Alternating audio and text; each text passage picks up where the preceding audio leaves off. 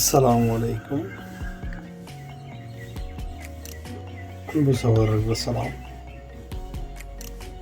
மற்ற நண்பர்களுக்கும் என்னுடைய வாழ்த்துக்கள். அது இன்றைக்கி நம்ம பேசக்கூட சம்பவம் என்னென்னா, மேலே உள்ள வீடியோ பார்த்துட்டு வாங்க.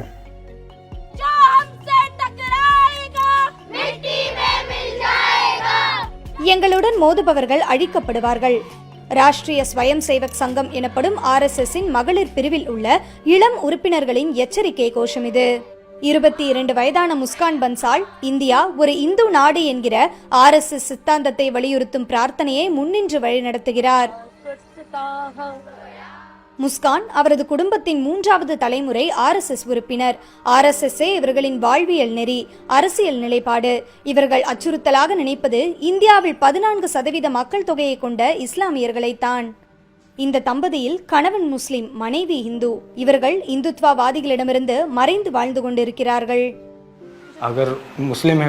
ஒரு முஸ்லிம் ஹிந்து மதத்திற்கு மாறும்போது தாய் மதம் திரும்புகிறார்கள் என்கிறார்கள். அதுவே ஒரு ஹிந்து முஸ்லிம் மதத்தை ஏற்றுக்கொண்டால் அதை லவ் ஜிஹாத் என அழைக்கிறார்கள். இந்து தேசியவாதிகள் கலப்பு திருமணம் செய்து கொண்ட இத்தகைய தம்பதிகளில் முஸ்லிம் ஆண்களை தாக்கி கொலை கூட செய்வதாக குற்றம் சாட்டப்பட்டுள்ளனர்.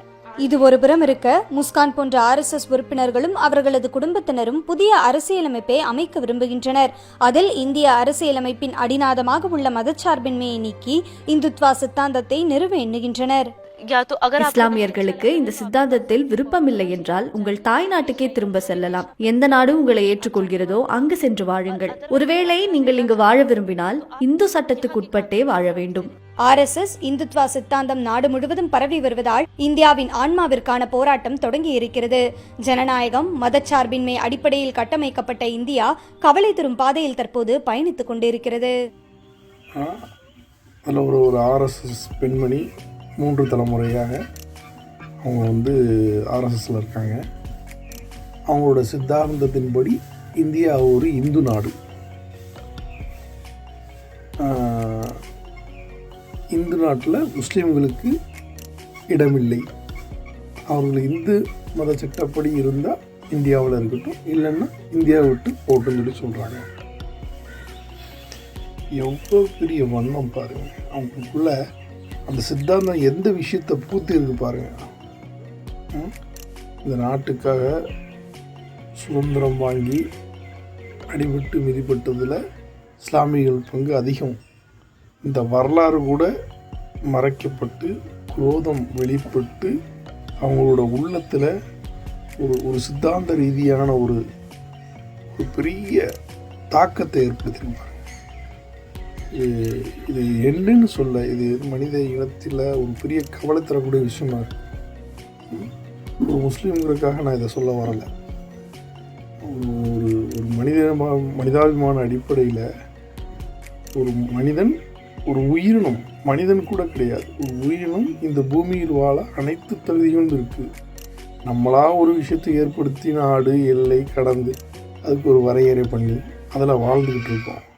அதில் அன்பு கொண்டு மட்டும்தான் பிரதானமாக இருக்கணும். ஆனால் இவங்களுக்கு என்னென்னா ஜாதி, மதம், இனம், மொழி, எந்தெந்த விஷயத்தில் எப்படிலாம் மனிதனை அழிக்க முடியுமோ அந்தந்த விஷயத்துலலாம் அவங்க என்ன சொல்கிறது, முன்னோக்கி செல்கிறாங்க.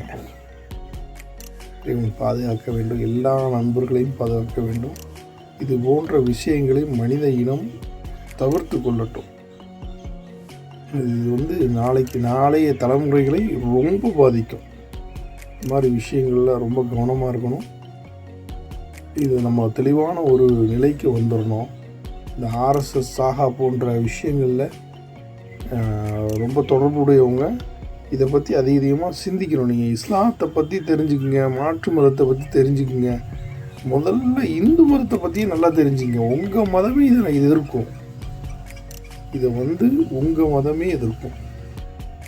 மதங்கிற விஷயத்துக்காக நான் பேச வரல. இது ஒரு மனிதாபிமான அடிப்படையில் எல்லாருமே சிந்திக்கக்கூடிய விஷயம்.